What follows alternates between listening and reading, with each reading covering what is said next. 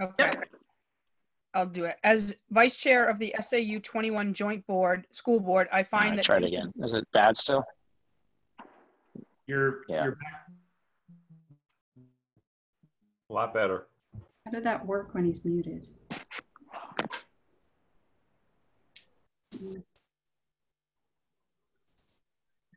Yeah.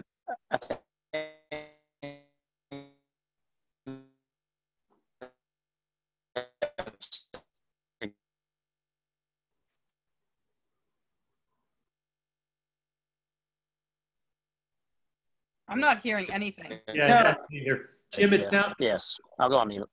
Okay, it sounds like we better let Leslie do this. Thank you. Okay. As vice chair of the SAU 21 Joint Board, I find that due to the state of emergency declared by the governor as a result of the COVID-19 pandemic and in accordance with the governor's emergency order number 12, pursuant to Executive Order 2020-04, this public body is authorized to meet electronically. Please note that there is no physical location to observe and listen contemporaneously to this meeting, which was authorized pursuant to the governor's emergency order. However, in accordance with the emergency order, I am confirming that we are A, providing public access to the meeting by telephone with additional access possibilities by video or other electronic means. We are utilizing Zoom for this electronic meeting. All members of the SAU 21 Joint Board, School Board have the ability to communicate, that word, contemporaneously during the meeting through this platform, and that the public has access to listen and, if necessary, participate in this meeting through dialing the following phone number: 646-876. Sorry, yeah, no, I thought Leslie was gonna read it. Yeah.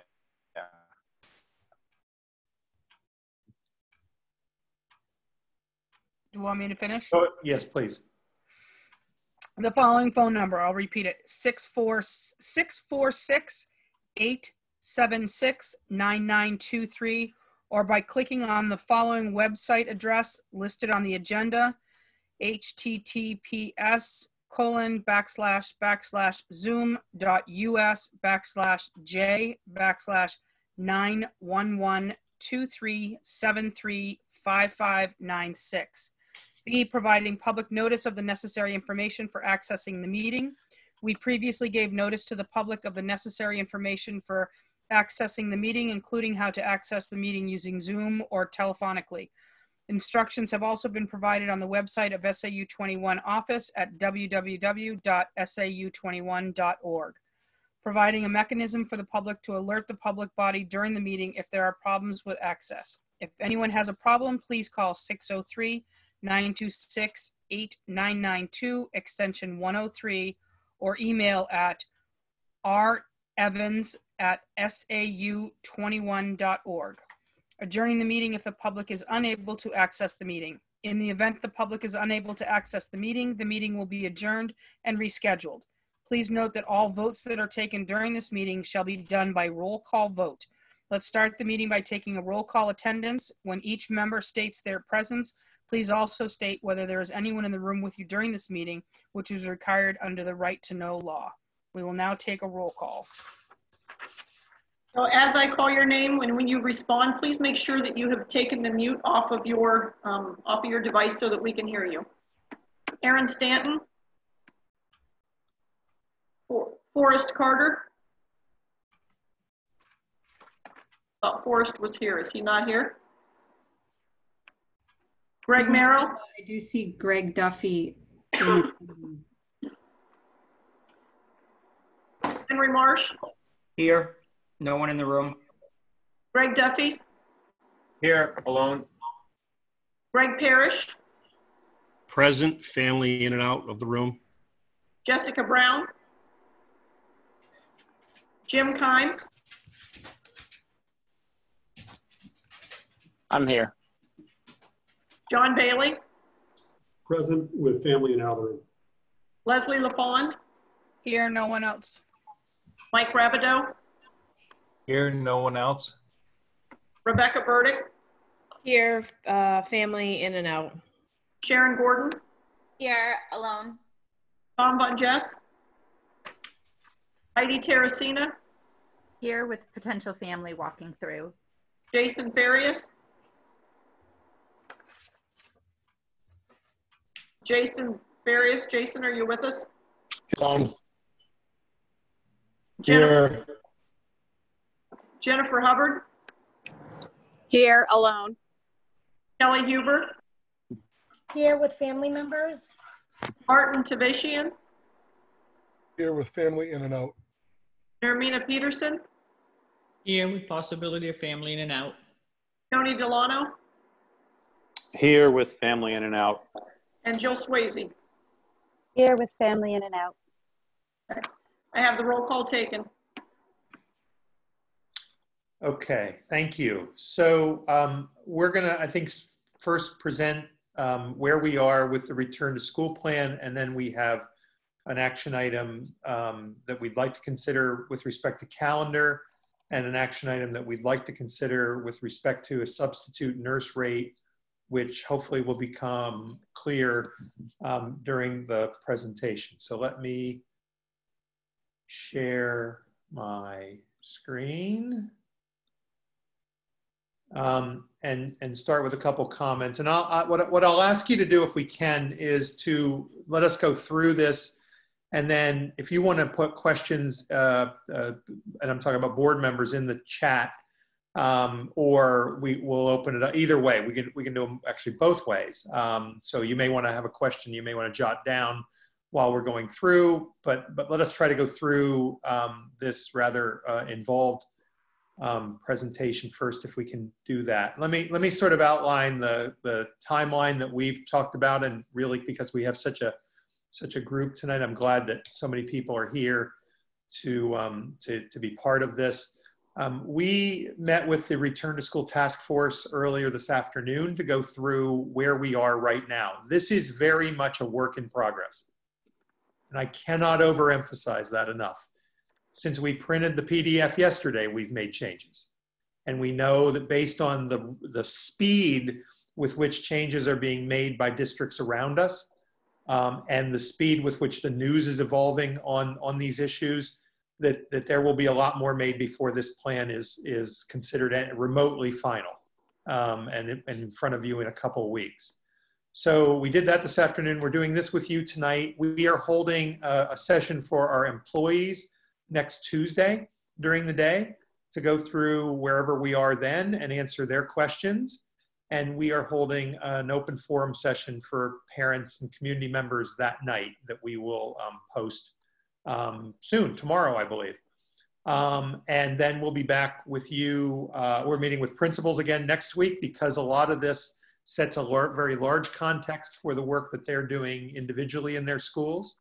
And then we'll be back with you the following week. We are continuing to work with the union throughout this around working condition issues, around safety issues, around, quite frankly, some of the issues that we're just starting to untangle in terms of differences between various districts, some where our employees live versus where they work, and the problems that that creates for them and for us in terms of them being able to come to work.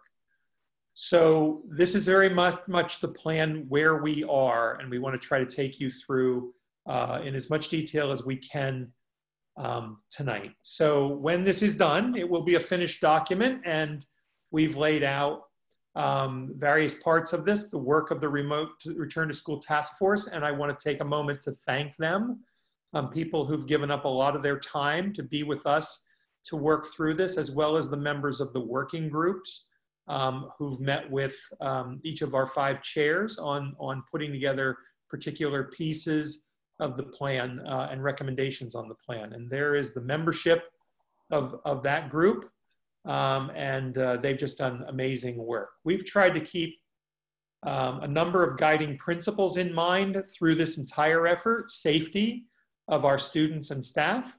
We've said from the beginning, and you will hear me say some number of times tonight, our goal is to have every student and every staff member back in our buildings safely. That's been our goal from the beginning. And that's what we've been working toward. And you're going to hear many of the challenges with that tonight. equity, to make sure that all students have access to the full array of our curriculum, wellness, to make sure that we're supporting student and staff mental health and wellness, given what they've and we have just been through, and teaching and learning, to make sure that we're delivering quality teaching and learning experiences for all of our students. We've included in the report, when you see it, a number of resources that have been available to us from a variety of professional associations and the state in order to help guide us with this, including the report that the governor released last week, and statements from the American Association of Pediatrics, the CDC guidance, and a number of these documents that we've utilized throughout this process. So we've now done 2 sets of surveys of parents and 1 survey of staff, and we actually have another, more of a questionnaire out to staff to ask them to do certain things for us if they believe they fall into certain categories. I'm going to talk about both what's in both sets of surveys of parents, but what's in the document here tonight is the original survey. And here's what I've learned over the last number of weeks. Timing of when you did these surveys is really important, because you're going to see and hear that the survey results that we got at the end of June are at least somewhat, if not very different from what we're getting now in many ways. So we did a staff survey in June. We had 423 responses, and we asked people essentially 2 questions that we've listed here so far. And that is about returning to school and their desire to return, their comfort in returning.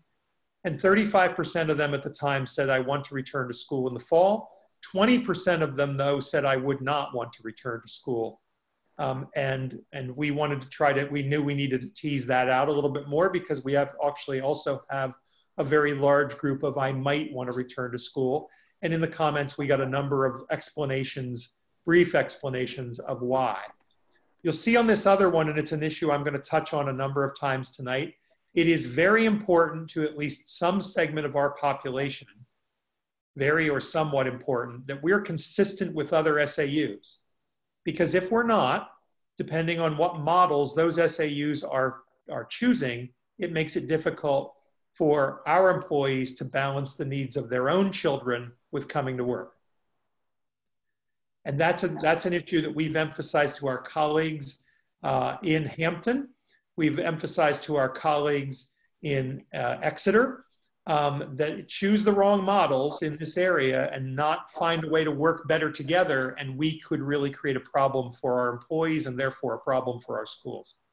And I'm going to come back to that. In terms of the parent guardian survey, we had results from 837 parents representing 1,266 students, so more than half of our students. And you see the breakdown by school largely came from Winnicott, but you see the breakdown by our other schools. And you can see that in late June, early July, 61% were telling us they wanted to return to school in the fall, and only 10% would not want to return to school, but a hefty 29% might want to return. We had heard comments in some of the forums that we'd done on those Saturday mornings that some of you joined us for, from people who said, I don't think you should be considering a hybrid model. That is a model that was a combination of in-person and remote technology, using technology. But we wanted to test that. And quite frankly, the results of a survey were somewhat different than the results that we got from hearing from people in sort of a who attended our meetings kind of a format. There was some desire, although it was only 28%, said, yes, we should explore a hybrid model. But we decided at that point we would not take it off the table. And I'll explain that in a little bit about our most recent survey. In terms of transportation, I think this was a first sort of aha moment for us. We found that there was some evidence that people who had traditionally put their kids on our school buses were not going to do that in pretty significant numbers come the fall. And you can see that in those numbers, that fully 29% said, I would not utilize your transportation, but that's misleading, because when we factor out the people who didn't use our transportation to begin with, it was fully 35% said, I don't see myself using your transportation in the fall. And that was very important to us and something that we tried to drill down on in the most recent survey. Now, I want to give you some very preliminary, and we're not nearly done with this survey, but we have received responses now from over half of our students. That is, parent responses representing over half of our students. And so we in this survey put out two options. We put out an in-person option and we put out a remote option. And I did receive a number of questions that said, what happened to hybrid? I liked a hybrid model. I don't see that. Does that mean you've discounted that idea? And the answer is no. The answer is no. We know that by looking at an in-person model, first of all, we know that if we tried to bring back all of our students in most of our schools, we can't go 100% in person and fulfill the CDC and other association guidelines. It doesn't work. We know that. So we offered the remote option to see if some number would choose that option and if there was a match between employees who might need accommodations and those people who might be interested in having their children in a remote option. We also know that we have challenges from building to building, and that even if we have some number, 20%, that we still might not be able to do this in a complete 5-day-a-week, every student comes back at the same time model. And therefore, the hybrid model is still very much on the table. But we're using these data to see how much on the table it may need to be in terms of what we're testing.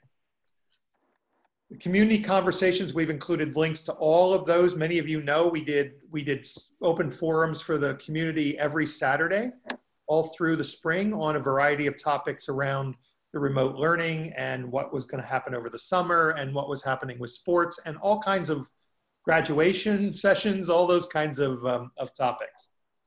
And we've also linked here the specific recommendations that came from our working groups. So what I want to do is take you through now where we are on a number of these very important specific topics to the issues that we have out there. Oh, by the way, let me mention one other thing from that current survey. That issue I mentioned in terms of transportation is absolutely bearing out. So we asked people a question, if they chose the in-person model. If they chose the in-person model, they were asked a question and asked to be very specific in terms of giving us some information on where they live, those kinds of things. We asked them if they would utilize our transportation. And over 50% of the people interested in an in-person model are telling us they will not use our transportation. So we have some work to do off of that to figure out exactly where those are and what that may mean to our transportation in an in-person or hybrid model in the fall.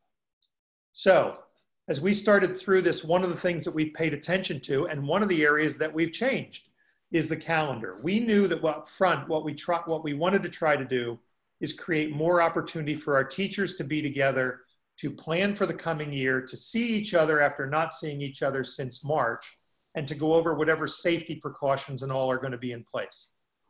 What we've ended up doing, and forget what's written here, what's actually in the recommendation and the work that we did today after paying attention to what our neighbors are doing, many of our neighbors are doing in terms of calendar, is we are going to factor some number of days up front. It's actually 7. We're recommending 7 professional learning days starting on Wednesday the 26th, going through Thursday, September 3rd, with students starting on September 8th after Labor Day. Dr. Lapini, that is, the writing is correct on the plan. It is correct. Thank you. Oh, thank you, Dave. As of 4 hours ago, we are set. Thanks for updating that. Wow. I told you this was a work in progress. So, so that's what we're recommending. We are seeing that throughout the region, whether it's Exeter, and that's important to our SST students, districts are starting anywhere between the 8th and the 10th, depending on how many days they're building in up front.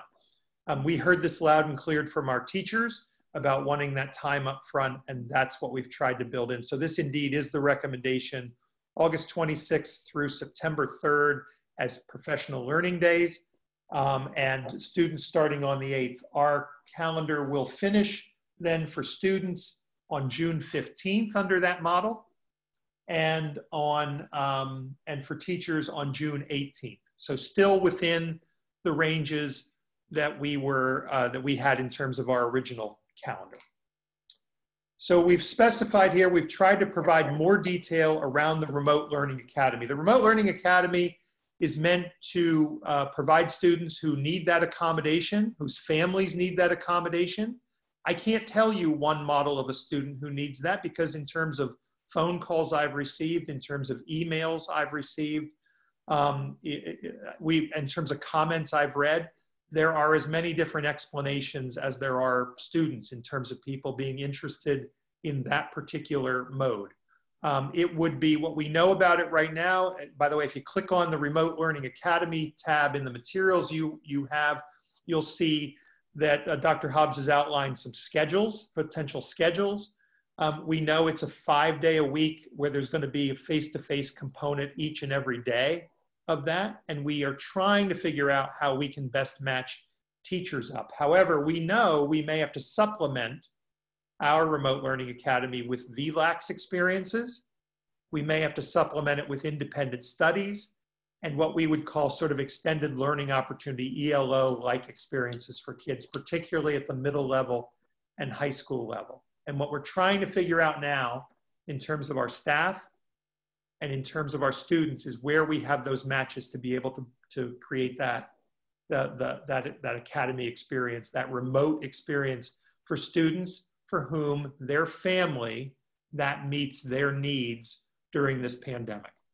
So again, there's a lot more there that I won't go into specifically, but you can see here we've laid out that there are synchronous, that is face-to-face experiences between teachers and students on a daily basis, and we've outlined those ELO and VLAX-like experiences as well.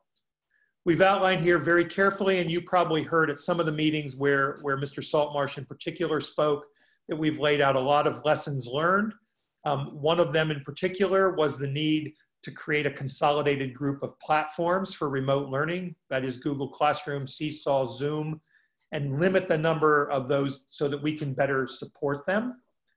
What we know going into the fall is even for students who come back, if there is an in-school experience, whether it's hybrid or every day, that we know there will be much more of a technology component to each of those classes, because we need to be ready. One parent asked me the other day, in an email, what happened to the idea that there may be closures throughout the rolling closures throughout the fall? That's still there.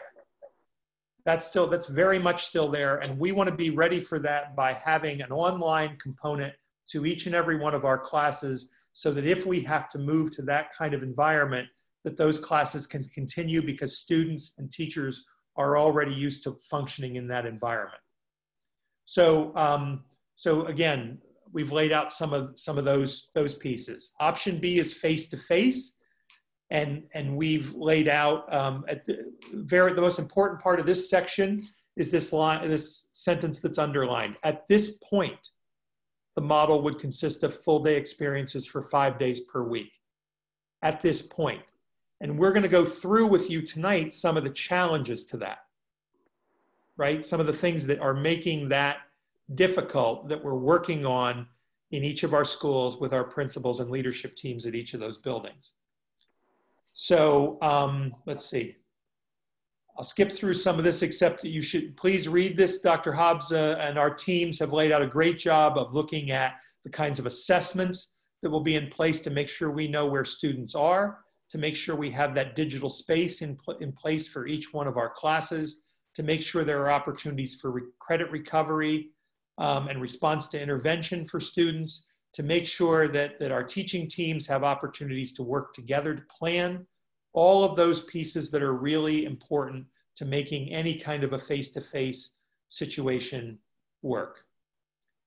And so then we get to sort of this grid that we're using to make these measurements on being in person with safety requirements. So we've laid out sort of these 3 different levels of our operation. Green, which is a full return with no restrictions. School, largely as school was. And we know that we're a ways from that being able to happen. Red, we closed down because all students are home, remote instruction only, because we have infection levels whether the governor does that or we do that as a region or whatever it may be. And we're functioning very much, we're planning very much in this yellow in person with safety requirements consisting of social distancing of 3 to 6 feet, consisting of face masks for all students and staff, except where there may be a need for an accommodation for an individual, and screening, hygiene, and cleaning protocols. And this is sort of the measure we would use of where we are at any given time. So some of the general building protocols. Masks would be required in the recommendation we will make to you for all students and staff when indoors. Masks may be removed outside when we're able to socially distance at 6 feet plus. We will have mask breaks built into schedules for students and staff during the day.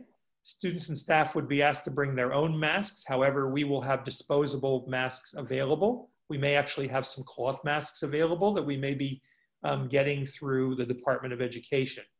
We would maximize the use of outdoor spaces. Right now, principals in all of your buildings are looking to create additional outdoor spaces, whether it's through renting tents, whether it's through borrowing tents, whatever it may be, they're looking at a number of different options. Now, it's true, as one parent said to me the other day, that's great unless it rains or until you get to mid or late October, and that's true. We know that. But during that period of time, we can maximize the amount of time that students can spend outdoor and that we can have classes in outdoor situations. We are adopting and refining building schedules to allow for the creation of cohorts, that is student and teacher teams and or self-contained classes. In cases where that isn't possible, for example, at the high school, schedule changes would be maybe need to be made to minimize student travel between classes, movement in the hallways, and full audit of section sizes. So let me tell you about what that looks like at elementary and secondary, again, generally, but I can get into some of the more specific that we're talking about with principals. So what that looks like is, for example, you know that in the course of a normal school schedule, kids have their teacher in, let's say, 3rd grade, and they also have art, music, physical education. They have those UAs throughout the week. In order to minimize the cohort size, we're talking, and many of the principals are looking at, the idea of having kids in, let's say, 4th grade, that 3rd grade I talked about, taking art and only art for the first 9 weeks. In other words, minimizing the number of people who come in contact with other people, then switching to phys ed, let's say, for the second 9 weeks, music for the next 9 weeks, that kind of approach. Many of the principals are looking at that kind of approach. At the middle level, some people are looking at A-B schedules. Not an A-B schedule with different groups of kids right now, although it may get there if we go to some sort of a hybrid model, but A-B in terms of longer blocks of time with less classes that you may have in a given day in order to minimize the number of different students and different teachers who you come in contact with, which DHHS continues to tell us is exceptionally important if we get into a situation where we need to do contact tracing because we have an illness or an outbreak. At the high school, it probably means a reduced number of classes and an A-B-like schedule. So instead of a 6-period schedule that you might be used to, it may be a 3-period schedule, and that may be run on day A with the other 3 classes you have on day B, longer blocks of time, minimizing the number of people you come in contact with each day by doing an A-B, A-B, A-B kind of schedule. Anything that we can look at in order to reduce cohorts, in order to reduce the number of people that you come in contact with. Easy in a self-contained 3rd grade, harder at a high school. So that's those are the conversations. We're looking at the number of desks and all and materials that we can put in a particular room. So the 3-foot works with masks where we can open windows and have fresh air come in. We have rooms at the high school where there are no windows, and those rooms will be much more difficult to use at all, but maybe only to use in groups that are much smaller and are 6 foot that may have 10 or 12 students in a class. That may be the best we can do with a number of those rooms. Mr. Ferrara will talk about a little later on about what we're doing in terms of filters and those kinds of things to maximize air exchange. But the key to those recommendations that we've read revolve around making sure that you can have fresh air. And again, in rooms that don't have windows, we don't have that opportunity. We know that wearing masks in an environment where it's warm, it's hot, is going to be very, very difficult. And so we've built into this recommendation a measure against a heat index, where if the heat index is forecast to be of certain levels, combination of humidity and heat, we would not be able to have school in certain places. Now, we do have a school or two that has an air exchange system that almost acts as air conditioning. It is not air conditioning. Mr. Ferrara wants me to make sure I mention that to everyone. It is not, but it very much cools the building. And this may not be a factor in those buildings, but it is in many of our buildings. And so what we're building in is some sort of measure that says if we get to that extreme caution level, we don't have school on that day, because it's just not right to have people trying to wear masks and functioning in that kind of environment. So in school attendance and guidelines for families, Mr. Ferrara is working with our nurses and our teachers union for now. We'll expand that to others later to look at whether we're going to use some sort of an attestation form that asks people on every so many days basis to look at, symptoms they may have, those kinds of things, in terms of making decisions about whether they're coming to work if they're employees or whether they're coming to school if they're students.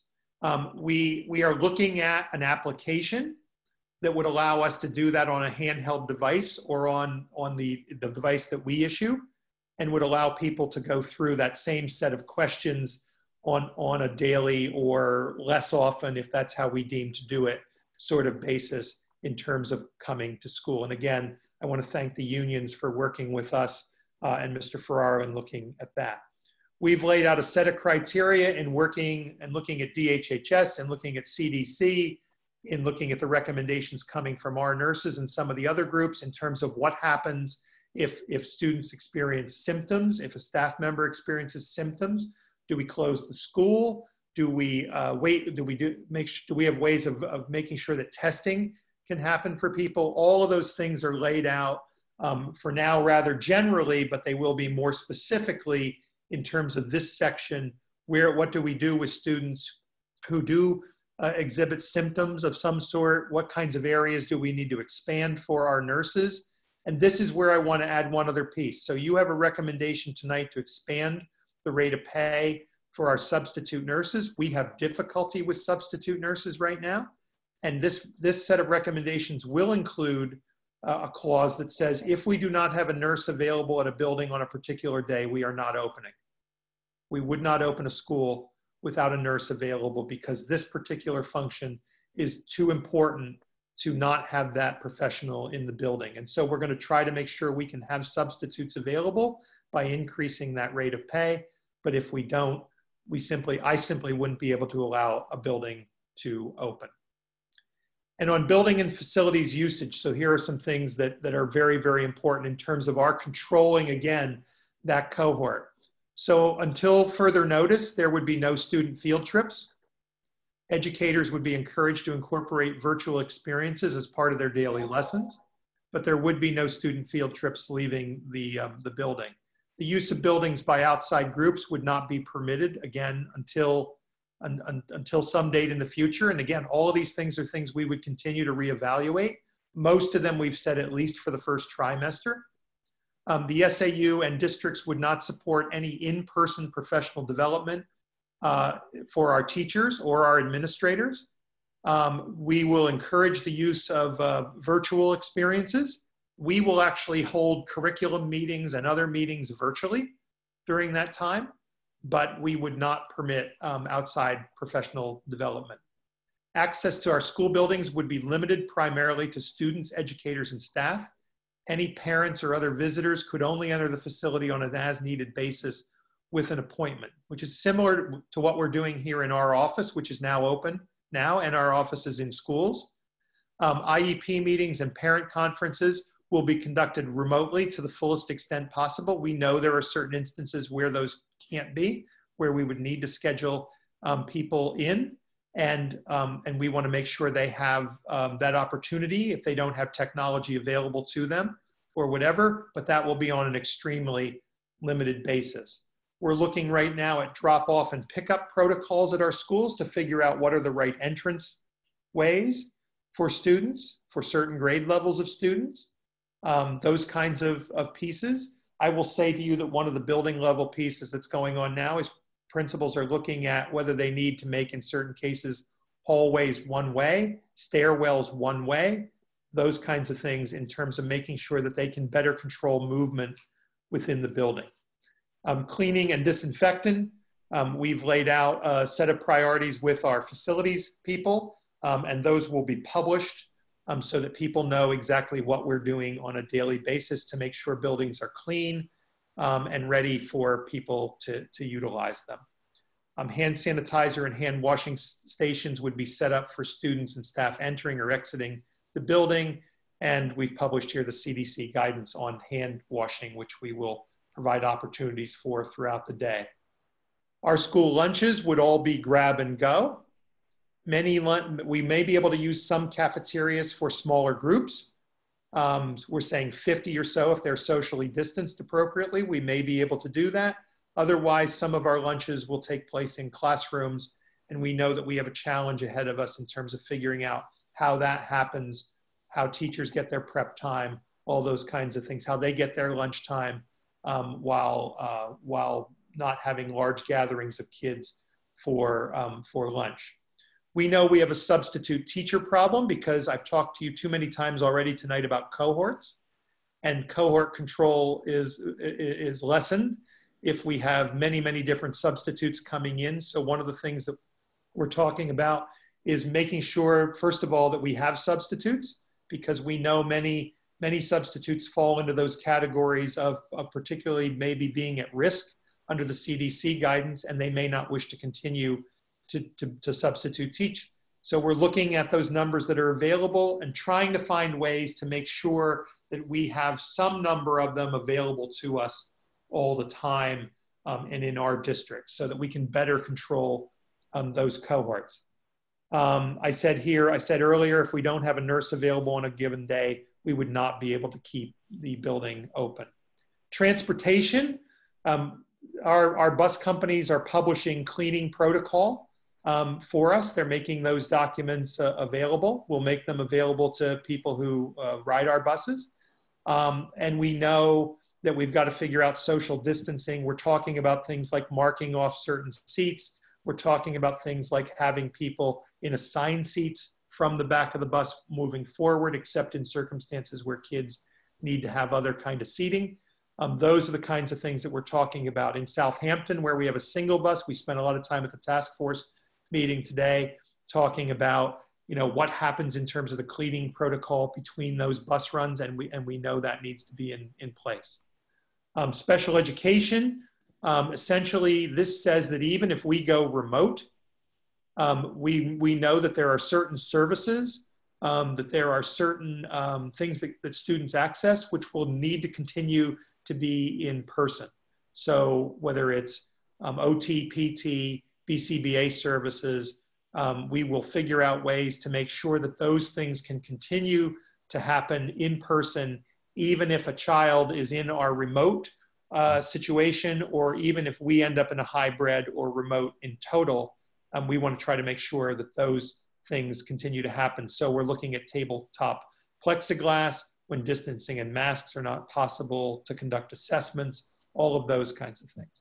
And then technology, I mentioned to you, we will rely heavily, whether we're in an in-person, whether we're in a hybrid, whether we're in the remote situation, we will rely heavily on PowerSchool, Google Meet and Classroom, Zoom and Seesaw, because those are the things that have proven to be successful for our teachers to this date. And as we sort of add to the rigor of that remote academy, we're going to rely heavily on these technologies. I should say that the state has purchased a contract for Canvas, which is a learning management system.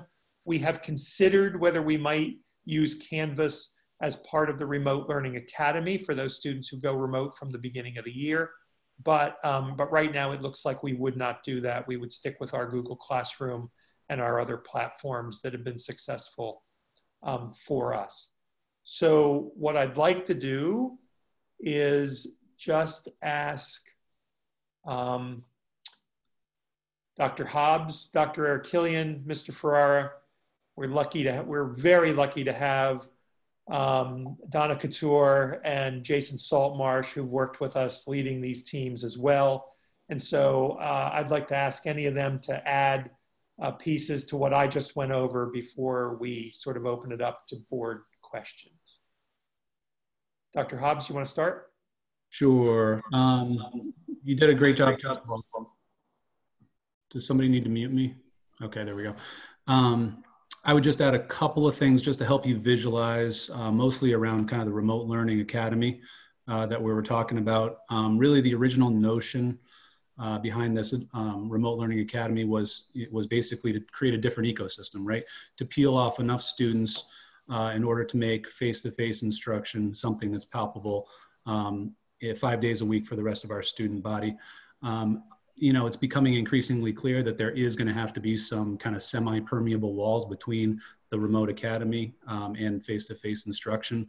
But that's the general notion. There would be a set group of teachers that would be responsible for online teaching and another separate set group of teachers responsible for face-to-face, more or less, right? The other thing that I just wanted to make sure we emphasized in this presentation was the need for a remote learning component to all of our classes, frankly. We need to come into this school year understanding that we could need to jump to remote due to a rolling closure at any time. Therefore, you know, all of our face-to-face classes will have a remote component. That will be an expectation of it. And, you know, I guess for my part, one of the things I really want to emphasize and make sure that our staff knows is, you know, we can go, if we say we have 20% in this remote learning academy, I don't want to lose focus on the 80% of our teachers who may or may not be doing a face-to-face instruction, making sure that they know exactly what's expected of them when and if we do have to jump to remote. So those are a couple of the things that I wanted to emphasize. I would just add in terms of the hybrid model.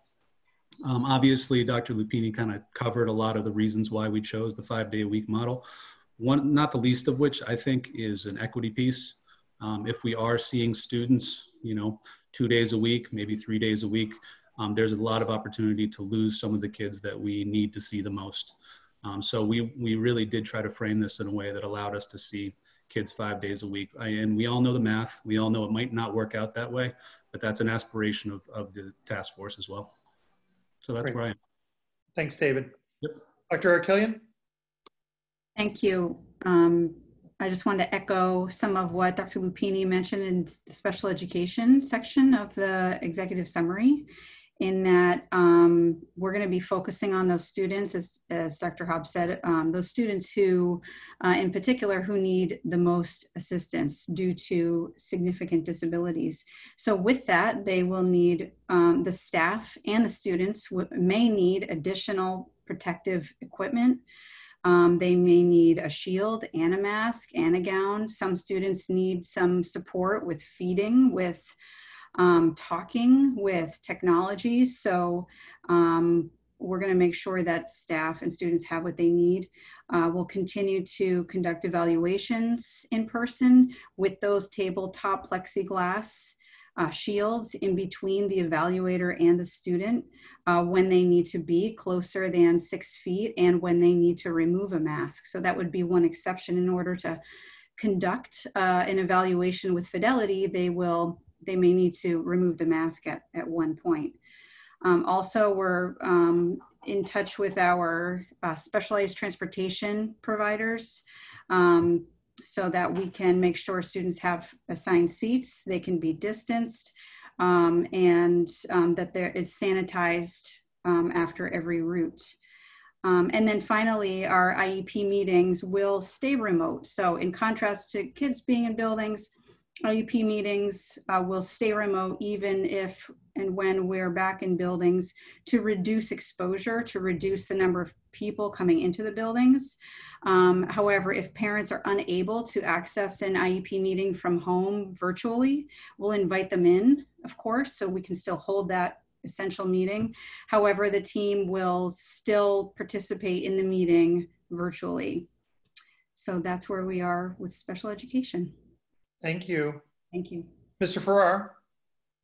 Yeah, so from an operational and financial standpoint, we're really taking a hard look at how to create the most safe environment in in-person setting. The state guidance really did not have any mandated safety requirements. There was very little required safety precautions. It was really just guidance. But we've really taken the position that we need these parameters in place and these safety protocol set so that we can operate and for both our staff and our students. So in addition to the items that Dr. Lupini outlined, from a facilities standpoint, we're also looking at our HVAC systems.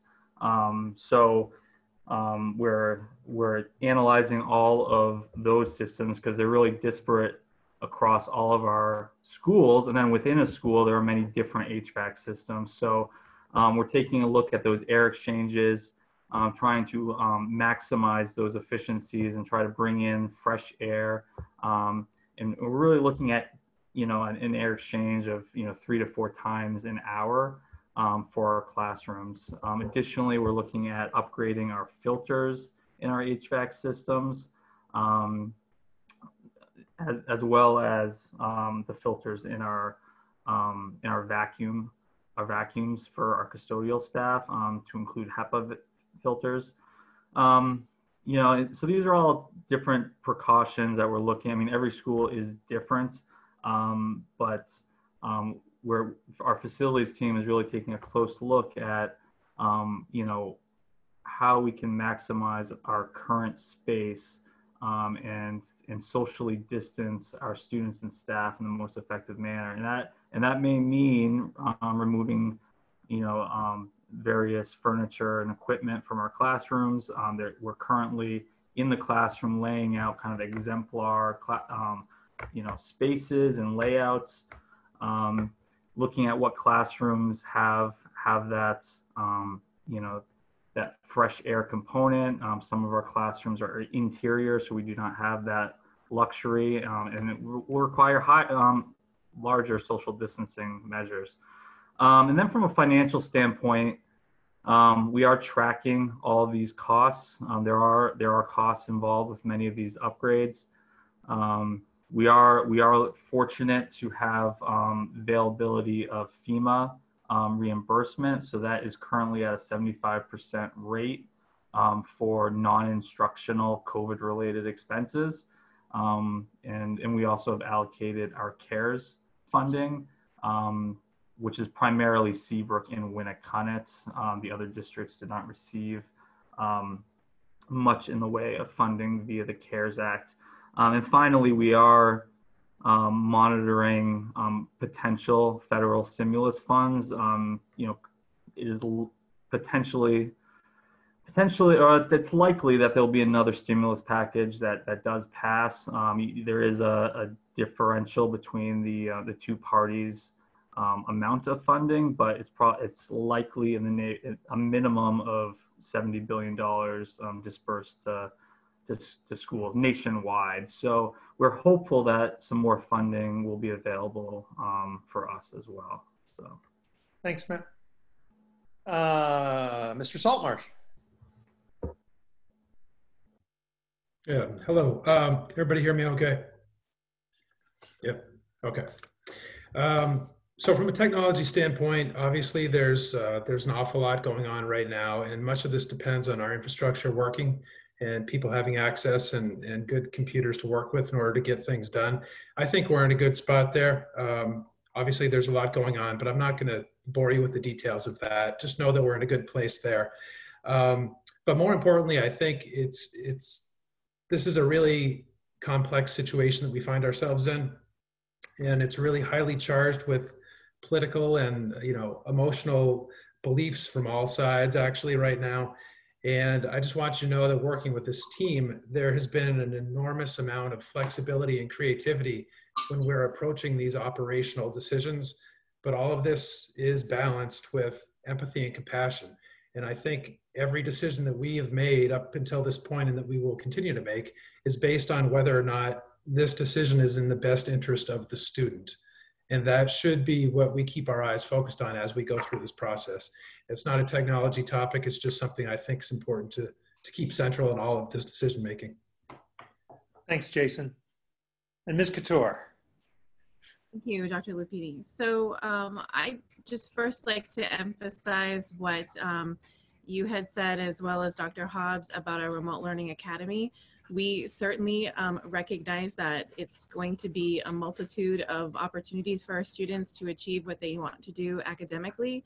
And so that being said, as was mentioned, if we have our students enroll or engage in some VLAX courses, one of the things that we've tried to do is to ensure that we are making sure that our students are a part of our school community, even if they're engaging in those outside resources. And to that end, we've been working really closely with VLAX to offer opportunities and situations where our ELO programming, for example, can work in conjunction with VLAX classes, so students can still feel connected to our school community as well. So there's a variety of options there that we're exploring, because it's very important to us that our students feel connected. On the other side of things, one of the things that I've been working on with largely our staff from Winnacunnet is our post-secondary plans with students primarily in our graduating class of 2021. And as you can imagine, there's a huge impact on that planning when we can't allow outside individuals to be guests in our building. So what we've tried to do is to make sure that it's a priority to still engage in those outside resources. So I'm talking about things like admissions counselors, military recruiters, large employers often come in, our career fairs. Those things are very important to our students in making those plans. So we want to make sure that there's opportunities for those students to connect virtually to those individuals as well. So that still remains a priority for us moving forward. Thanks, Donna. So let me say 3 or 4 more quick things and then open it up for your questions. So first of all, there have been a lot of questions about sports. So I want to address that. I would say it's fair to say the superintendents in this state are pretty upset right now with the NHIAA because they have punted on their responsibilities to address those issues of whether there will be sports, what sports there will be in the fall, and they punted it to local superintendents. We were to Southeastern's meeting today of the districts in our part of the state, and I'm not going to identify any of them because those are conversations that we're having about what may happen in their districts or may happen in our districts. But I will tell you that there are districts, given that it's been punted by the NHIAA to local districts, there are districts that are saying they will not support fall sports. They will not put kids on buses to go to other schools. There are some saying they might support sports that are non-contact, golf, cross country, those kinds of things, but not football. Those kinds of things, those conversations are going on right now. We anticipate that New Hampshire may do something like Massachusetts did earlier this week and postpone the start of seasons by a couple of weeks. We're anticipating that that will probably happen as at least a first step. Second of all, I want to just say a word more about the remote learning. So again, when you see that document, you'll see that there's sample schedules. We have attempted to make sure that there is daily live lessons, daily live conversations between teachers and students. We are not, however, looking for that to be full day of live on Zoom. Goodness knows. It is a made up of synchronous live conversations and assignment kinds of do this project or whatever kinds of assignments, but there will be much more than what some people experienced in terms of those live conversations than there was. But as someone who just taught a graduate class that was supposed to be 5 hours a day to students, I can tell you that we did not do 5 hours a day on Zoom. That would have been pretty awful. We looked for other ways to create those assignments and for people to do the work that they were looking to do for me. A question we were asked this afternoon was about masks. So we're requiring masks. Someone said if students don't, then they won't be able to be with us. I mean, that's our recommendation. Then they won't be able to attend because that's part of our safety protocol. And if they can't abide by our safety protocol, then they can't be in the in-person part of this. I want to make sure the audience knows, again, because I see some people have joined us, that we're going to meet with the public next Tuesday night, answer questions. We'll stay as long as you want. But this particular presentation gets posted, I think, Rhonda, tomorrow. We put these meetings up. They're recorded and they're put up for anyone to see. There are some questions always about SST. We are trying to work with Exeter to make sure that our students who attend SST have whatever opportunities that students from the other districts have, whether that means SST is going to be remote or whether it's going to be in person or through some combination. We want to make sure our students have that opportunity. I did have this question from a parent that I'm hoping to get an answer to tomorrow. And that is, what happens if a student chooses our remote academy but attends SST? Will SST accommodate them remotely? And we're hoping that will be the case. That's our goal. The last thing I want to say, and then I want to go on to your questions, is this. I said it sort of at the beginning. I have been concerned from the beginning about the choices that may be made among districts around us where our employees live and their ability to come to work if those districts, for example, choose some type of hybrid or other model that doesn't match up with our models. I will tell you, I did hear from colleagues today in the Southeastern region, some of them, in order to take care of this issue, in order to fix this issue, are considering allowing their employees to send their children to our districts, even if they don't live there, for the year. And before you dismiss that kind of idea, I would just say to you that we want people to be able to come to work, to be able to engage in what they need to do for our students. And a number of my colleagues in the Southeastern region are saying that's a way to make sure they can do that, even if the district they live in is doing something very different. And as I've had some of our employees say to me, please don't ever put me in a position where I have to choose between my family and my job. And so we're really engaged with the Teachers Association in particular in having conversations about what we may be able to do to help those employees engage in whatever models we decide on when we bring you a final set of recommendations in 2 weeks. So thank you for listening to us. Sorry that went on so long. And let me try the couple questions that are here and then just open it up. Is that okay? Okay. So I have a couple here. Transportation and congestion that will occur at rush hour before and after school. Yes. Yes. So that's what I said earlier. The buildings, we're working with them around staggering, how best we can stagger entry and exit, because we know that one of the issues that every district that we're talking to is engaged in is a conversation about how do you keep people from congregating when they get there in the morning, when they're getting ready to leave in the afternoon. How do you make sure that you maintain that social distancing? Not easy, but again, principals are starting to work on the individual circumstances in their building. By the way, after tonight, principals will begin to start sending some correspondence out to parents. We ask them to wait till after we talk to you tonight to begin to engage in some of what they're doing to get that out to parents as well. If in-person learning, how will we handle the need to remote for an individuals are sent home for possible 2 weeks at a time? So it's a combination of what, it's a great question of really what Dr. Hobbs said earlier, right? So we have two modes available to us. If I've been in person and I'm engaged in a class, all of those classes have a remote component. So theoretically, I could continue on in that remote component during that 2 weeks that I might be isolated. Or if it goes longer than that, you would have the ability to bridge over to the remote academy. So we believe there are multiple options for that student who might have to be out for some period of time. So with that, Leslie, if it's okay with you, I'll just open this up and ask people what questions board members have.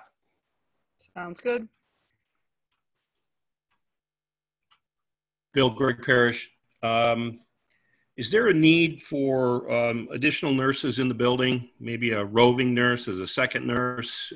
If so, are the resources there for such a role to be played?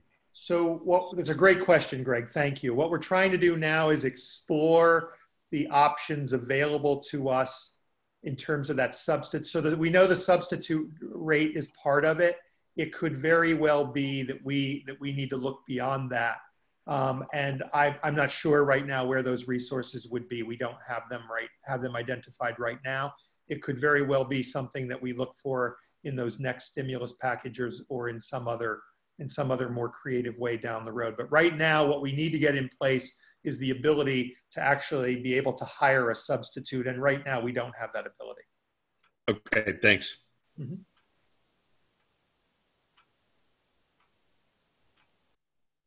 Hey, Bill. I have a quick question. When we were talking about the outside organizations, how is that defined? And I can be more specific in terms of after school and after school programming.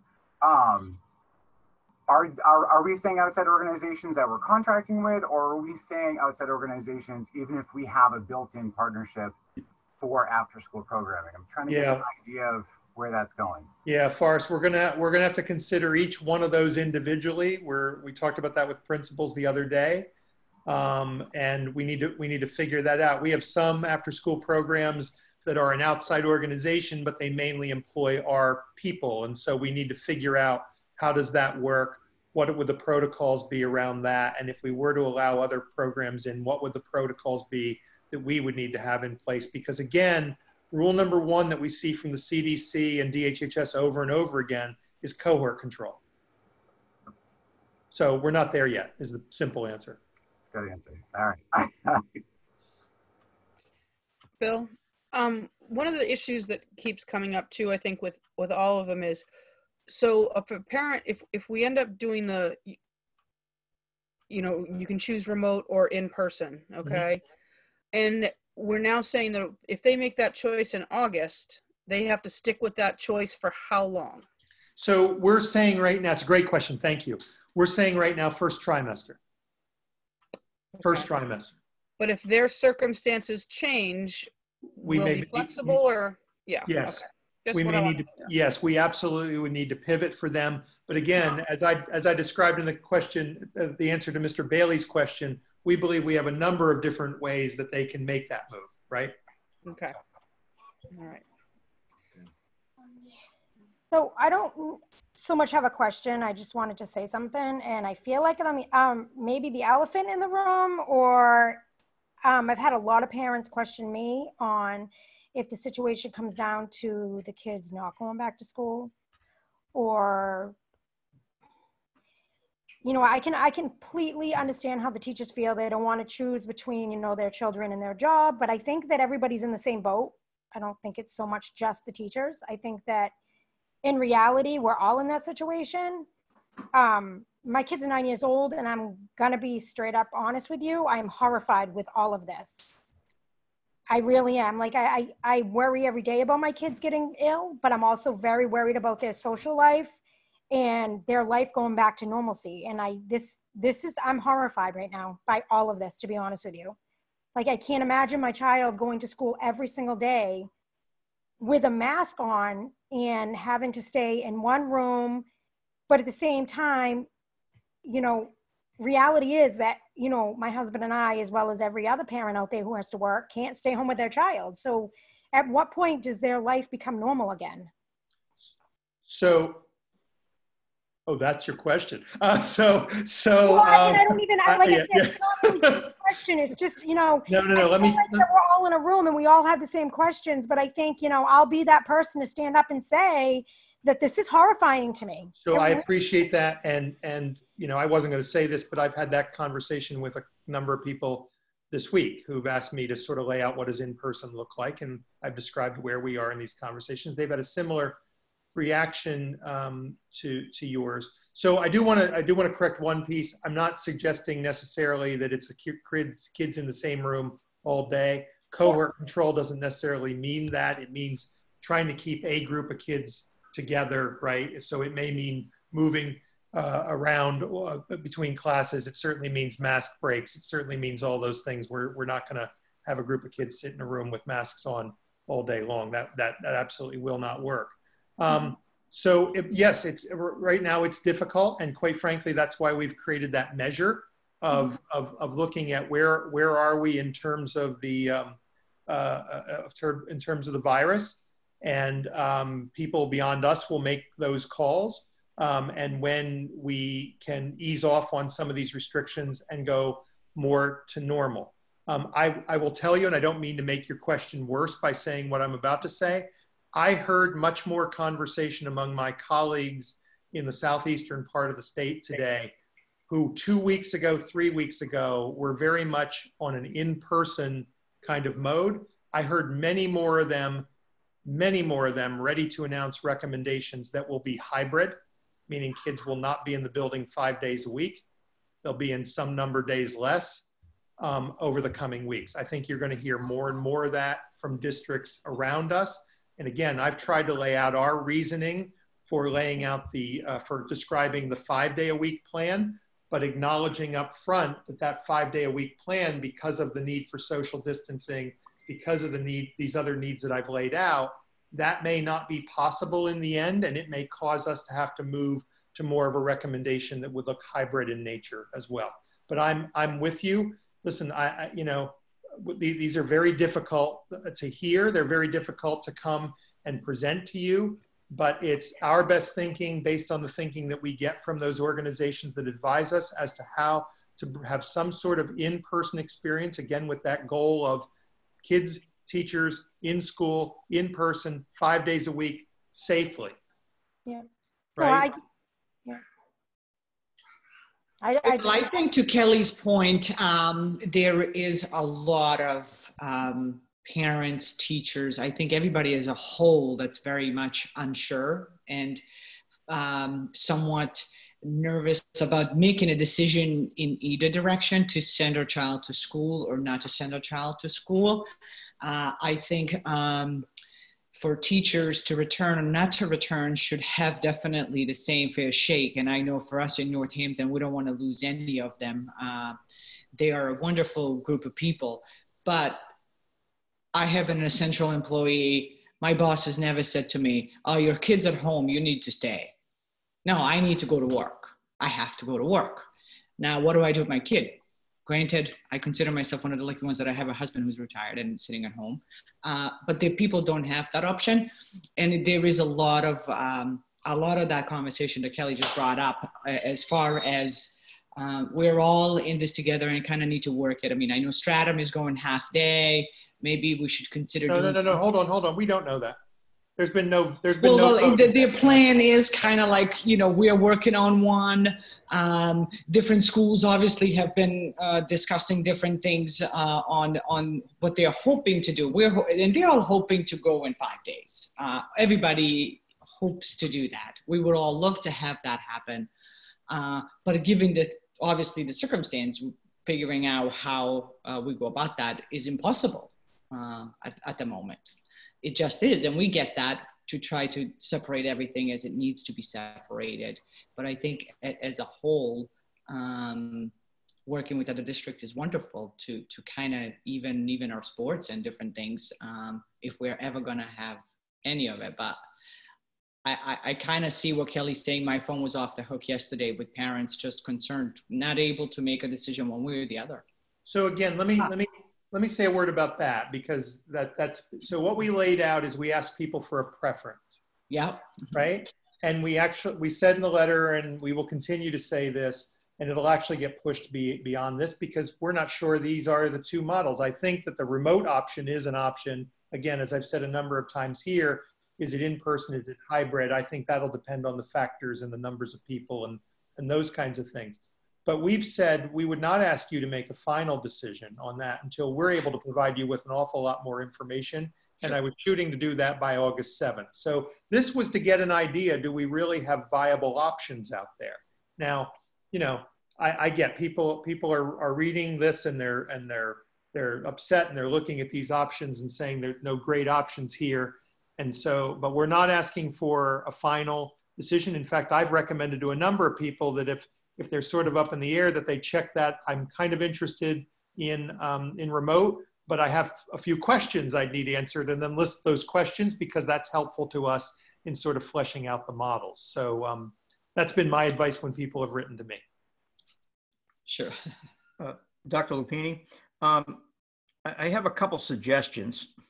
The first suggestion is that the SAU hire at least 1 or 2 floating nurses that, like other communities have as the substitute, permanent sub, so to speak, and so that you have 2 people coming in whatever district or school, that they're someone that can move from school to school, so we don't have a school not functioning.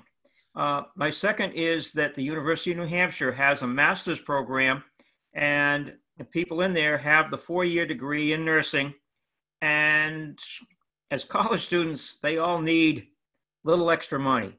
And you might use that resource. These are nursing students that have gone through 4 years.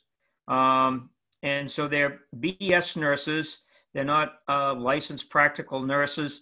And that they're working on their master's degree, that we could use that as a resource, only as a resource. Those are just 2 of my suggestions on the nursing. So we can check on that. Thank you for that. The first one, we're happy to bring the boards, the joint board, a recommendation to do that. It would require a funding source, and we're happy to go into each of your budgets to help try to identify what that funding source might be, if that's what you want us to do. We're happy to do that, but there's a cost. I have a question. Since we're talking about funding, it sounds like this is going to be expensive for us. Is the state giving us any sort of resources as far as funding to help out? No. I mean, essentially what we have are the CARES funds that we've derived from the federal government. But, you know, as I said I was asked to testify to the House and Senate Education Committee. Mr. Farrar was kind enough to provide me with our data. We got about $270,000, but 245 of that went to 2 of our districts, right? So not very much. And in fact, Southampton got 0 in those funds. So no, there hasn't been additional funding. Now, you know, Mr. Farrar mentioned earlier, there may be another stimulus package out of the federal government, but my sense is they're going to drive the money by the same formula. And so, you know, the way that's going to break down is going to be smaller chunks for 3 of our districts and larger amounts of money for Winnicott and Seabrook.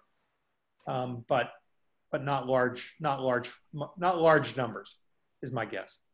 Well, didn't we have some money that, I mean, a good chunk that was supposed to be going back to the towns from last year? Is it something that we can earmark towards this catastrophic amount? No? No, so the unreserved fund balance, you know, is we're legally required to return that to the town. Okay. So that those aren't funds that we are allowed to utilize. And really, there's even if we wanted to prepay some expected costs last year, you know, that actually most of that is not allowable either. So, so really it's what the taxpayers had approved as far as the normal operating budget for 2020, 2021. That creates issues when we're looking at, you know, many of these, you know, these investments that we're making in order to keep our students and staff safe. So. Matt, it's Greg Parrish. Is there any chance with other districts up and down the seacoast for some of these extra cleaning supplies that we all will be purchasing that we can get some bulk discounts that would help us in these costs? Yeah, I mean, there's very limited bulk purchasing opportunities. I mean, you look at it at a national level, it's states competing against states for PPE. You look at it at a state level, it's towns and schools competing against towns and schools for PPE. The fact remains is that there's a limited supply and there's a huge demand. So many of these supplies are expensive and or difficult to acquire. So there is a limited supply of PPE offered through the state of New Hampshire's Homeland Security that we have, we've taken advantage of as much as we can. Otherwise, we're really on our own to make those purchases. Thanks. I have a question for Bill and Caroline. I do believe we have a few students across the district that are educated off-site, if you will, or in other schools that are not our district schools within the special education department. Are their services being met so that we can maintain that obligation to those students and families? Thank you. Yes, they're being met in a variety of ways, much like public schools. We have some students in New Hampshire out of district schools. We have some students in Maine, and we have students in Massachusetts. So to the extent that those states have opened and allowed and expanded restrictions for students to be educated in person, that's what's happening there, and also transportation. So we've made some of those exceptions this summer for a couple students to receive their instruction in person for a couple hours a day, 2 times a week at a couple different placements. But these placements also are in touch with us regarding their fall reopening plans. So those vary. Just as our neighboring districts, their plans vary. But so we take it one step at a time with whatever they let us know that they're going to offer. We have had to make some changes as a result.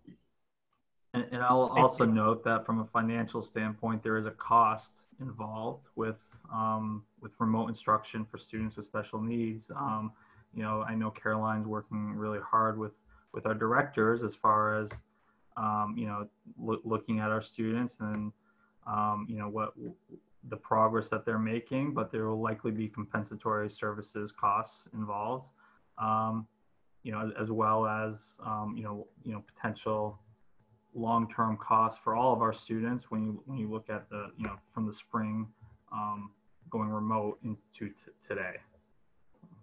So I want to just somebody text me. I neglected to say up front that just for people who are observing, and we don't usually have this type of an audience, that Mr. Saltmarsh and Ms. Couture are here in addition to my colleagues at the SAU because they chaired individual working groups of the task force, and we're lucky to have them, and we're lucky to have them here with us tonight. I neglected to say one other piece, which I think is really important, and that is that I was asked a question this afternoon about if we have, Mr. Keim early on said to me, please look for the silver linings that come out of this. And they've been hard to find, but there are some. Here's one. We may be in a position where whether it's these heat days or whether it's snow days in the future, where we no longer have to call them. We can count those days because we can use the remote component of our classes. We can use the remote component of our instruction to not have those counted or necessarily counted as a day that we have to make up. So when I talk about a heat day and being no school, I don't necessarily mean no instruction. That could still occur using those platforms that will be in place in all of our classes. So I think that's an important point. could I ask a question? This is Heidi Teresina, and first, two things. First, I just want to say thank you so much to the task forces. When I read through everything that you have put together, I am so impressed with the hard work you've done, and I can't tell you how pleased I was when I read through all the different task force pieces. So I had lots of thoughts and questions. You can see them. I won't mention all of them or ask all my questions, but one that does keep coming back to me that I'd like to ask is, it's probably an operations question, or Bill Lupini, you as well. My question is, the screening process, when the students are, and faculty for that matter, I know I read something about a possible online app that there might be. So I know there's so many different ways it could be done, but my question is, how are we going to assure that everyone has been screened properly? And when they show up to school, they don't say, oh, I forgot to screen. Is there kind of like a green pass or ticket that they've been screened properly and they are welcome to come to school for the day? Yeah, so we're still vetting the screening tool that we plan to utilize. So, I mean, one option is an online an app that we would require all of our students and staff members to complete prior to every school day. On that app, they would answer a set of questions. I'm sure you've all seen it, CDC mandated questions that will ask about symptoms. They'll ask if you've been in contact with someone who's had a positive test, etc. At that point, the app would indicate whether you're cleared to go to school or you're not cleared, and you should consult with a medical provider to get clearance to come to school, or maybe even get a test to get back to school. Those type of apps will have a dashboard for us as administrators, and it'll outline every single student and staff member. And then at that point, we'd have to create, some type of process so that to identify,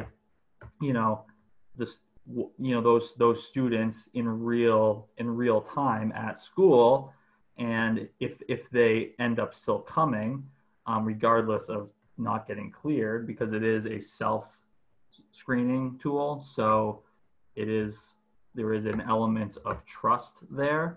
So we would either have to have some sort of screening process, in the first block or at the door. Another option is, there's always a paper-based option where you literally hand the form to someone at the door. In any event, it's a self-screening tool, and we're going to have to work with each individual school to develop the processes and the logistics to actually, to implement it, and to then send any potential students to the nurses if they fail that screening test, or if during the course of the day anyone develops symptoms, send them down to the nurse's office to self-isolate, and then go through that process of identifying whether there's a risk, and then going to the doctor. So there's a number of, we have the general parameters of the process. However, for each individual school, it's going to look a little bit different, and we do need to finalize those steps. Thank you so much. That's one of my biggest concerns there, so appreciate that. I just had something I wanted to add to that. Have we looked into temperature screening and purchasing some sort of item to screen students for checking temperature coming into the building? Yeah, so we explored that as an option. However, we determined not to recommend doing a temperature screening. What we've seen is there's problems with false negatives.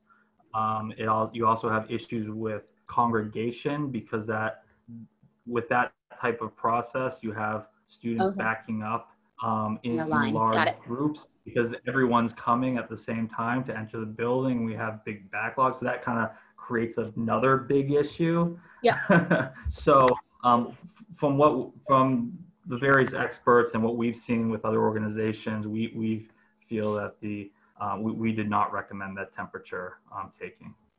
Okay. Thanks. Can I ask another question here? What protocols are you going to follow between a suspected case and when the test results are back? Will you need to warn everyone that came in contact with them that someone they were exposed to is getting tested? Just getting tested. Is there any protocol? Yeah, so we would follow the DHHS and CDC guidelines. You know, there are many different potential scenarios. However, if someone has a confirmed positive test, there is contact, you know, DHHS identifies that contagious period of that person, and then we contact trace for that period of time and determine if that person was within 6 feet of anyone else for a period of 10 minutes. And if they were, then that person would then be prompted to go through the protocol. So as you can tell, you know, if there were any positive tests, that can definitely be a spider web and create, you know, some significant issues. Now, the other difficulty that we're going to have is the testing turnaround. So currently there's a backlog on test results. So we're seeing up to 10 days in some cases where people are getting their test results back. Now that's an issue, and that creates some significant problems when we're looking to you know, to contact trace, and when we're looking and as far as a timing, you know, for that creates a large period of time where people could potentially infect other people. So so that's something that we do not, from what we're seeing, you know, based on from what we're reading rather, there's going to be continued demand from a national perspective because all those tests go to laboratories, and we're hearing that that's not going to improve significantly without some major changing and investment in testing from the federal level. Then we're gonna continue to have backlogs on testing and see really long-term wait times. So let me take a minute here, and I'm hesitant to do this, but let me say this up front. We do have a public comment section built in later on this agenda. I will say, in an attempt to not make people necessarily stay that long, because we're going to do these 2 action items before then, I've been cheating a little bit and trying to look at some questions and trying to answer them. I will also say that, you know, the questions that some people are putting in here, this is why we're doing an employee session next week on Tuesday during the day and a parent community session that night. But I just want to quickly address some of these things. That is, our nurses have been terrific in this, and they now have a weekly time available with DHHS where they're getting guidance to help us put some of these protocols in place. There's a concern here about how we will identify community spread. It will be largely through working with DHHS and some of the medical people that we are working with and trying to assemble more of a team to assist us on. And there's a question here about teachers, students. We've said this from the beginning, teachers, students coming to work sick. And that's part of what we're going to do in those days, particularly with teachers, to say that can't happen. And this person makes a comment to say, you know, if teachers are going to stay out every time there's one of those things, will we have enough coverage to run the building? And the answer is maybe not. And then we would have to pivot to another mode. I mean, if that becomes what happens, then that's what we'd have to do. There's a question about remote learning academy. What we've suggested for now is that we're asking people to make a commitment to that academy for the first trimester. Will we be flexible with that? My sense is we will, but we're looking for that kinds of commitment because that's what actually allows us to do this. And then well, I'm getting really good at moving between questions, chat, and share. So Matt, can you just talk a little bit about sharing of medical testing results because of HIPAA and privacy rights and those kinds of things? Yeah, I mean, if someone tests positive, we can't identify that person. So we can notify a person if we've identified them, or DHHS has identified them as potential exposure, but we can't identify the person who has tested positive. Anything else from board members tonight? I also want to just point out, I mean, Bill mentioned these staffing issues, potential staffing issues. That also, there's a embedded potential funding issues as well. So when we're looking at, you know, potential high volume of staff being out, and, you know, paying, you know, sick leave to those people while also paying for substitutes, that can be a significant cost to our districts over a period of time. So Bill, it's Greg. What is the next steps here regarding voting on this, the final decision on this? Yep. Is this so go this, ahead. This plan will look different in 2 weeks. That much I can guarantee, right? Because we'll have those survey results. We'll be able to figure out what we can offer off of those survey results and what we know about what people are interested in. We'll be able to dig into those a little bit deeper. We'll have had conversations with our employees, conversations with the community. We will continue to pay attention to what districts around us are doing, and we will continue to get guidance from the CDC and DHHS. And so what I promise is that there'll be more detail in parts and there'll be changes in other parts. So our goal is to get this to you at the end of next week, right? And then have a board meeting, joint board meeting the following week where we ask for your approval of the plan. I believe that's scheduled for the 4th. And then we can begin to implement that plan. And I'm going to tell you what you're going to vote on is going to change between then and the start of the school year, because that's how quickly this is evolving out from underneath us on a daily basis. So, but it will be the general sort of framework of a plan that we will then continue to work to implement, and that your principals will continue to work to implement. And I just want to say a word about this. I said this to them the other day.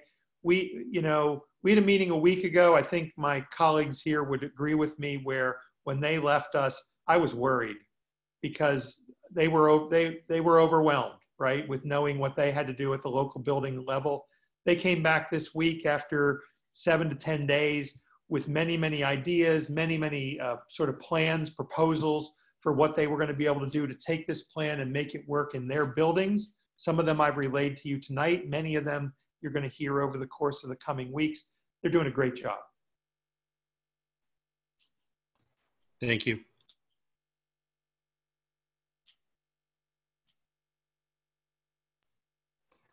Bill, you mentioned a calendar a couple times. Do you have a target date for school reopening? Yes. School would reopen under what we're recommending to you tonight in terms of starting on the 26th of August for staff members, on the 8th of September, the day after Labor Day, for students. Great, thank you. Thank you.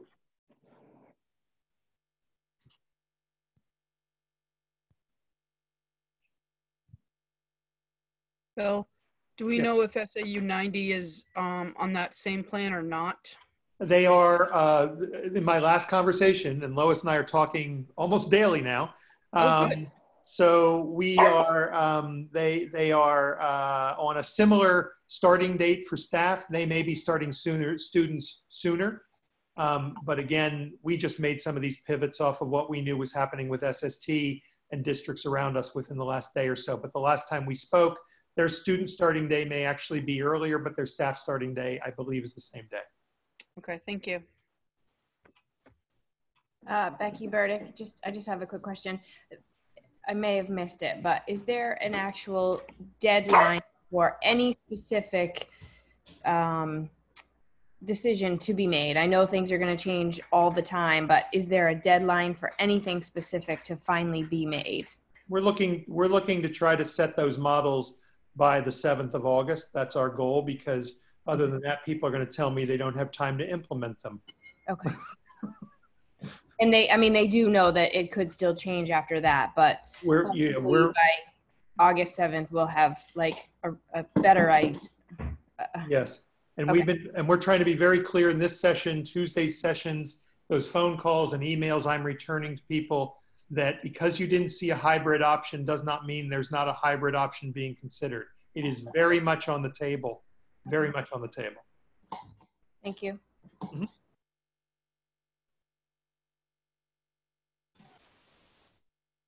Okay, somebody said if you have other questions, just email me and I'll get them out to the right people if you have questions, or call. You all have my cell, you all have my email, and we will get answers for you over the course of the coming days. And we're going to hope that an answer we give you is still the same answer the next day. That would be great. All right, Leslie, thank you. So I don't have my agenda up in front of me, so I don't know which one we're doing. Which one of the action items?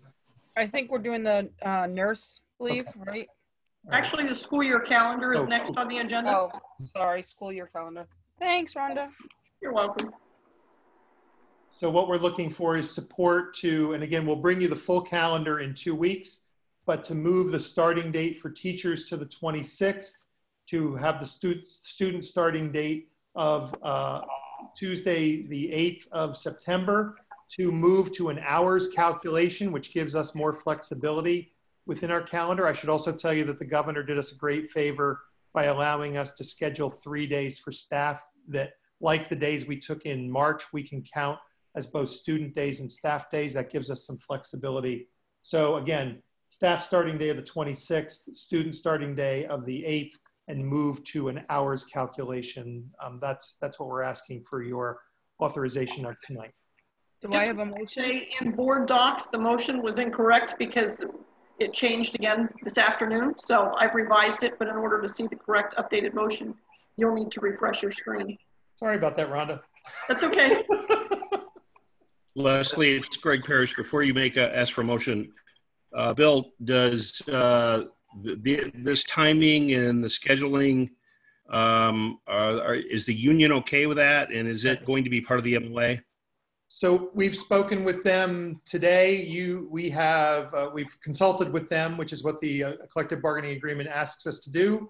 Mr. Wallace is on the meeting here tonight. I've spoken with him, I think, 3 times today about various revisions. He's been terrific in helping us with that and being very flexible. So yes, we've consulted with them. Thank you. Bill, one other question regarding the calendar. The earlier calendar proposed a different start date for K through 9 versus 10 through 12. Will there still be a staggered day there, or will that no longer apply? We'll still do a staggered start of K through 9 and then the rest of this high school coming in, I believe, on the 9th. I believe that's what Bill will do with that, yes. Okay, thank you.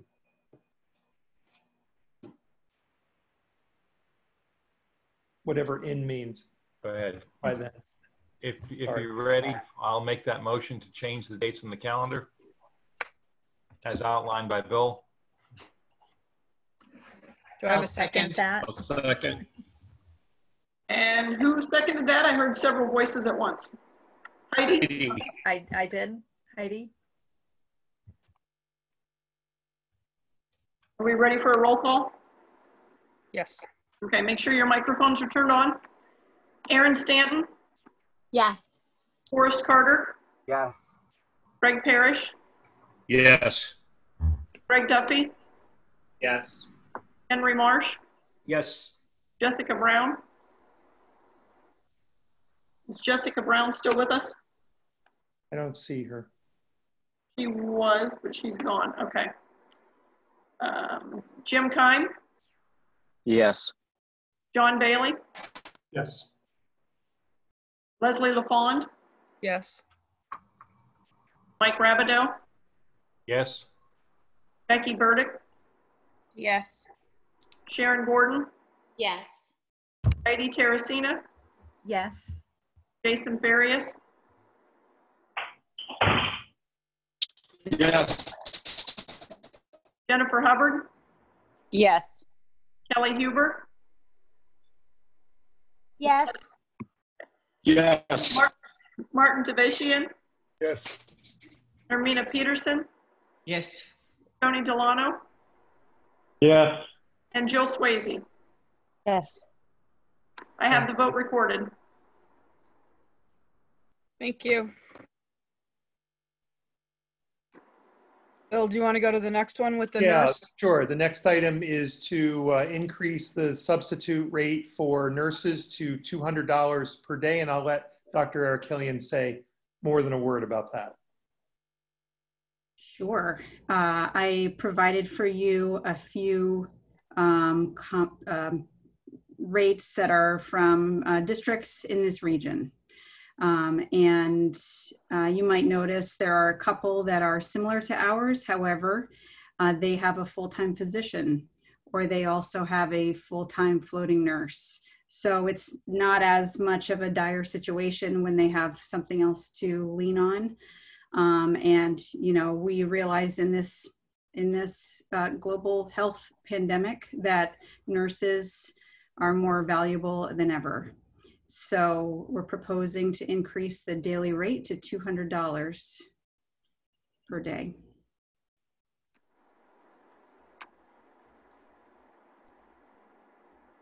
Any discussion on that?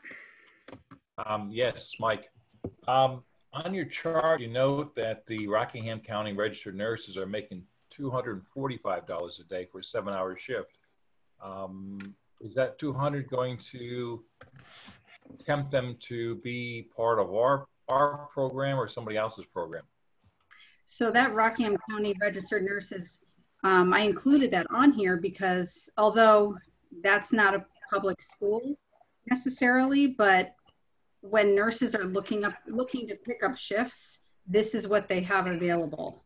So to be at least close to that, that's why we're suggesting $200. Okay. All right. Thank you. Sure. Hi, this is Jim. I have a question. Do we think that there are going to be substitute nurses available? What I've been told by our nurses is that they have contacts. They do have people who are available. And even from UNH, like Henry Marsh had mentioned, there are students who are available. However, you know, when they're in a program, they have these things available to them. So they can substitute in other districts and, you know, get 210 in Greenland or, you know, 190 at SAU 16. So regardless of where they're coming from, that's, you know, that's the rate that they would get. Did I answer your question? I just was wondering more of, you know, like when we go out to the pool to try to find nurses, like, do we think that they're actually going to be, you know, candidates that are willing to do it or have the time to do it, I guess is my question. Or, you know, it's kind of getting to Henry's question earlier is this the right path, or is it maybe a better path? You know, I know it's a more expensive path, maybe to bring in like a floating nurse, which could be used in this case. Obviously, it's less expensive to go with the substitute. I just want to make sure it's feasible. I guess is my question. We can do this for now. I think this is important because, as our nurses have pointed out, there may be people, and they've talked to Dr. Arakelian about the rate. But as I said earlier, we're happy to go back and sort of look at the cost point on what Mr. Marsh suggested, because, you know, and explore that a little bit more fully in the next few weeks. We're happy to do that. Yeah, so and it's on the just based on need as needed. So we will get them when we need them. If we don't need them, we won't be paying them. Right. Okay. Exactly. Substitute portion. What Mr. Marsh, I believe, indicated earlier is bringing on almost a permanent sub. Right. Yeah. Yeah. I got that. So to kind of fill in the whole SAU 21 void with one person. Yeah. All right. So this is just for the as need. Right. Caroline, it's Greg Parrish. Is the pool of nurses that may be available to us, are those in-state residents? If they're not, are we going to allow out-of-state nurses to come into the buildings if we need them? That's a great question. Well, there's a lot of out-of-state employees that are going to be in the building, and including teachers. I mean, we have SAU employees. That's true, but these out-of-state nurses might be going to other buildings within their own state. I get your point, Matt. Just curious. Yep, Greg. So current guidelines from the CDC or from DHHS is within New England. So if you're traveling from outside of New England, that's when they would ask to self-isolate for 2 weeks. So I would suggest that the same standard would apply for our employees within that New England region. So, Caroline, are they an RN or can they be an LPN? What's the qualification for school nurses and substitutes? I believe it's an RN. Yeah, okay, thank you. With a bachelor's degree. Right. Mm-hmm. This is John. There's one question from me, and this might be a question more for Matt. I'm not sure. Does it make sense to approve a rate of $200 per day, but give flexibility to go up to $250 or something like that if we have to get someone in the building on a case-by-case basis? Good point. So, I mean, that's problematic if we're paying different nurses different rate of pay. If you'd like to increase, if the board feels that a higher rate is more appropriate, we could certainly, vote on like, $250 this evening. But I would think we'd create some issues if we started paying nurses differently. Okay, I just wouldn't want to go up to 200 and then not be able to get someone in the building. And I mean, what's I guess one option is that the board could approve us exploring a rate of pay up to like 250, and then we could advertise for the 200, see what type of reception we get, and if we start having difficulty finding subs, we could then increase that rate, if that's something you're interested in. I would just want it to be across the board, is what I'm saying. Although I think you would, this is Jim, I would think if you guys are having problems, you're going to be coming back to us. And yes, so I don't know if we need to have the flex. This is a big change. It has been at 125, which doesn't even touch, what a nurse would make in a day. So going to 200, I think is a nice step for now. And I think that's a good idea as far as, if it's not working, we can come back to the table. It is kind of a risk at this point.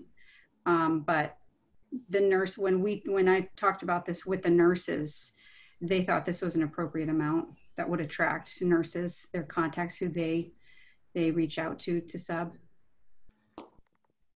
Okay, so there's a question I saw about, and I know I know Lois is here on the call, but we've had conversation about substitutes between our two SAUs. This might be another area where we get some more stability for someone by looking to partner with SAU 90 if they're so inclined as well. So we will pursue that conversation.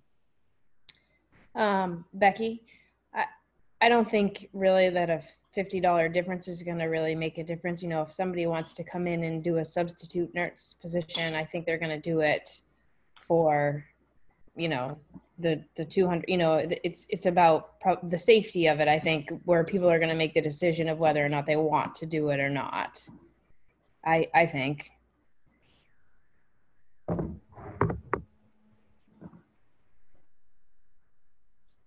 Yeah, I'd agree, Becky. I think that's going to be the determining factor. Yeah, I think that's where we're just going to come into the issue of it, That's why I just question the feasibility side. Like, are we going to, I don't know that market. So I obviously rely on the nurses in our district, and they seem to think this is the right level. And so I'd be in favor of, making the adjustment. Yeah, I mean, our primary intent was to have a competitive rate to other school districts. And it remains to be seen what that market looks like. I mean, who knows? It might be a situation where a school is attractive as opposed to going into a hospital with known positive cases. I don't know. So I think this is another piece of this evolving situation. And we can look at coming back to the board and increasing it if it's necessary down the road. And also the idea of a SAU-wide nurse is not mutually exclusive from this substitute nurse. So if that's a need, then we can also come back and propose something along those terms if needed. Any other discussion, guys? We're good. No discussion, ready for motion. Do I have a motion? I'll make a motion to approve the substitute rate of pay, $200 a day. Mina Pearson. Do I have a second? Second. Did we have a second? I didn't catch that. Martin? I'll second it. Ready for the roll call? Yes, please. Aaron Stanton, Yes. Forrest Carter, Yes. Greg Parrish, Yes. Greg Duffy, Yes. Henry Marsh, Yes. Jessica Brown. Jessica's still here. I don't believe so. Jim Keim, Yes. John Bailey, Yes. Leslie LaFond, Yes. Mike Rabideau, Yes. Rebecca Burdick, Yes. Sharon Gordon, Yes. Heidi Terracina, Yes. Jason Farias, Yes. Jennifer Hubbard, Yes. Kelly Huber, Yes. Martin Tabashian, Yes. Ermina Peterson, Yes. Tony Delano, Yes. and Jill Swayze. Yes. I have the vote recorded. Thank you. Thank you. So I think what's next is is public comment. Is that right? Yes. Correct. So do you want me, I think what we'd have to do, Rhonda, you'll have to help me here. If someone has a comment or a question, again, recognizing that we're doing that employee session next Tuesday and the community session next Tuesday. But if you have a question, we would need you to identify yourself because we don't have a complete identification here. I think Rhonda probably raised their hand in order to be recognized, and then. Yes, they can go ahead and submit a question, I guess, during Q&A, but you do need to list your first and last name, as this is a public meeting, and that's the general procedure when we do meet in person, is to identify yourself by first and last name. And again, we've tried to answer those. I've tried to keep up with them as we went. So right. I think we've gotten to most of them. I see Mr. Proto has asked me a question about what regular nurses make, and it depends on where they're placed on the salary schedule.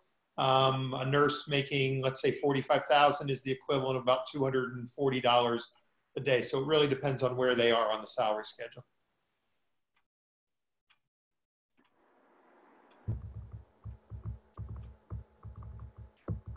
I'm not seeing any other questions popping up.